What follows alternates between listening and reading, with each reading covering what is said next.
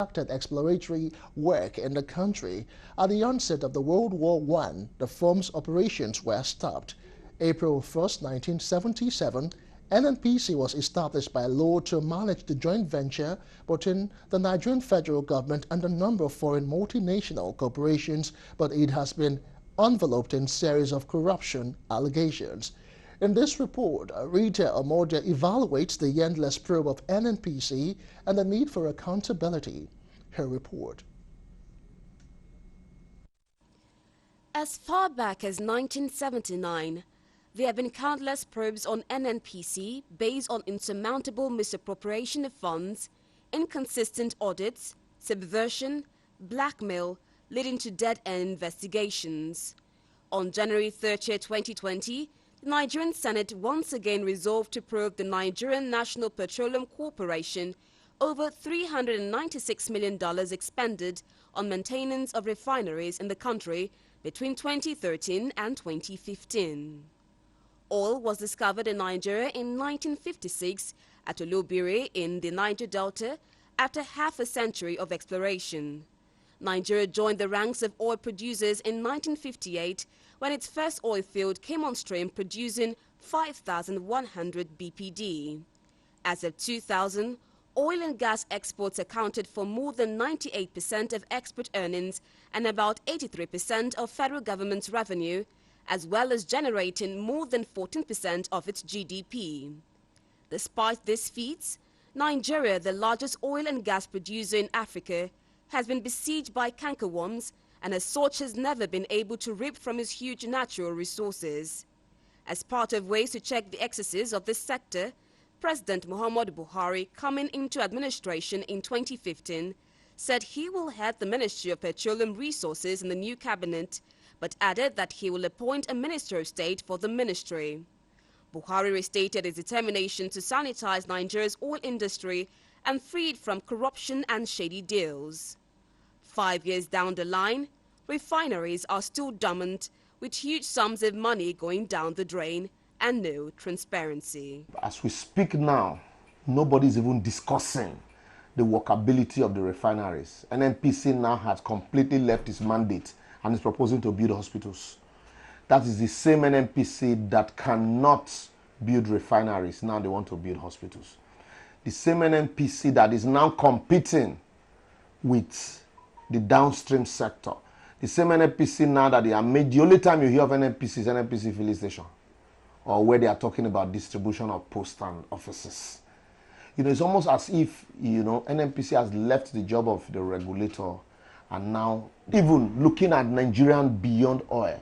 The government is still hell-bent on prospecting for oil in the northern region, despite all the crises they have had to contend with in those places. The petroleum industry bill, it's in abeyance.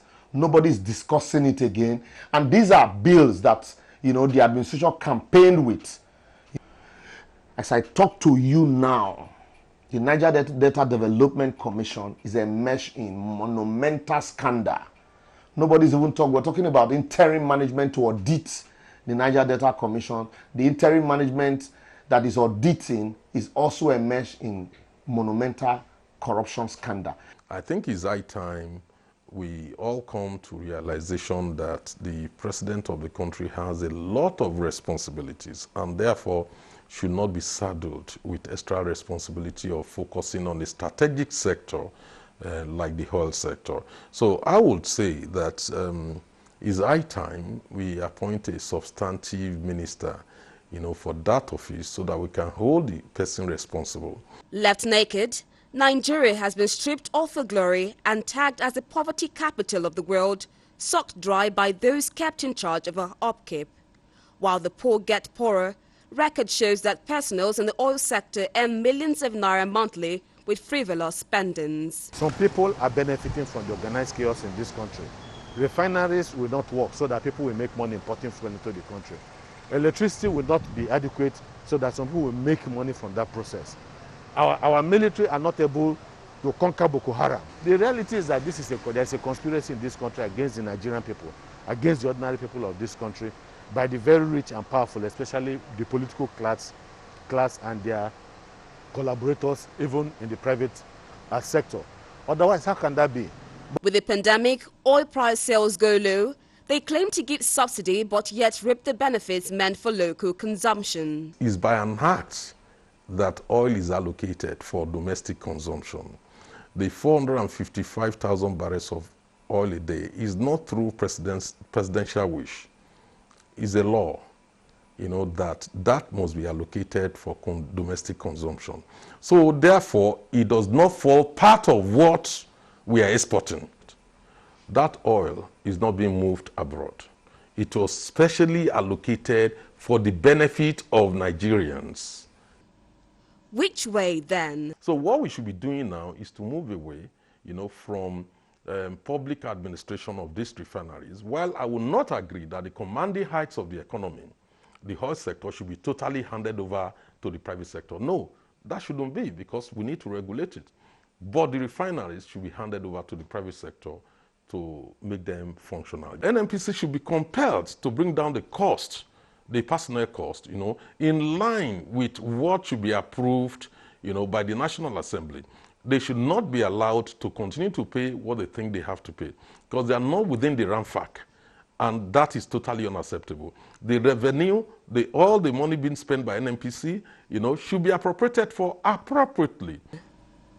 The labor of our heroes past must not go in vain, and leaders must be held accountable. Rita Omodia for Galaxy News, Lagos. Straight now to Ondo State, where the